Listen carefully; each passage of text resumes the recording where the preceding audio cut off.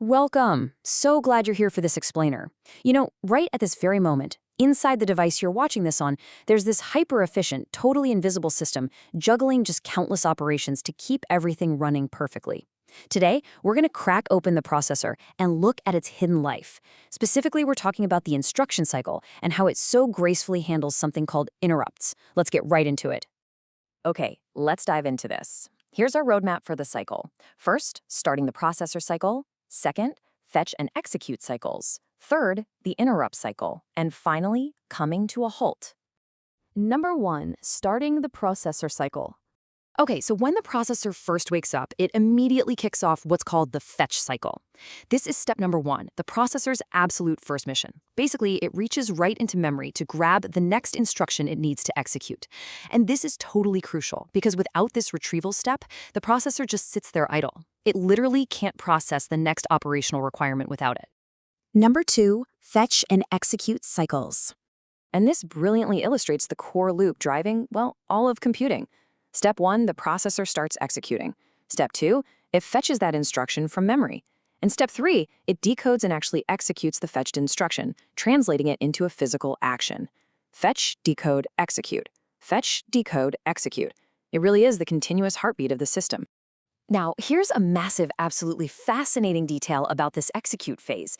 Interrupts are typically disabled to ensure the current instruction completes without interruption.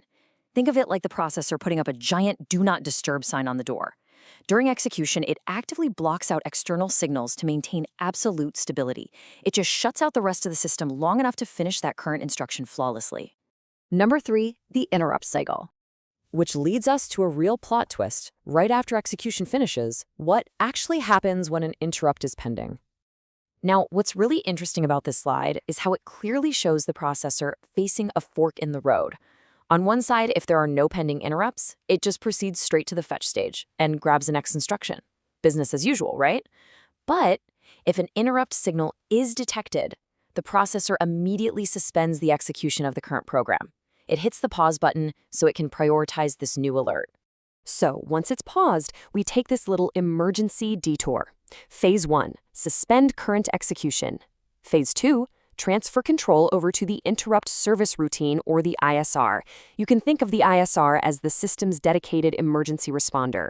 Then phase 3, determine the exact nature of the interrupt. Phase 4, perform the necessary actions to handle it. And finally, phase 5, resume the execution of the user program.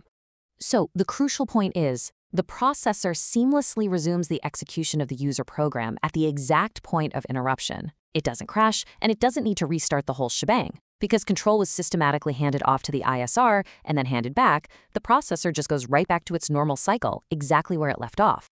Let's move to and see how this builds, coming to a halt.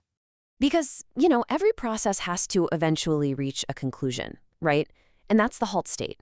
This represents a state where the processor completely stops executing instructions. This happens definitively for one of two reasons.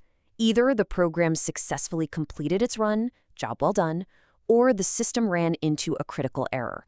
Either way, the cycle finally rests. Before we wrap up, I want to leave you with this thought. How many millions of these invisible instruction and interrupt cycles is your device running at this very second? From fetching to decoding, to locking out interruptions, to checking for emergency signals, and then resuming flawlessly. It's all happening millions of times right now just to play this explainer smoothly. It's an absolute symphony of logic. Thanks so much for learning with me today.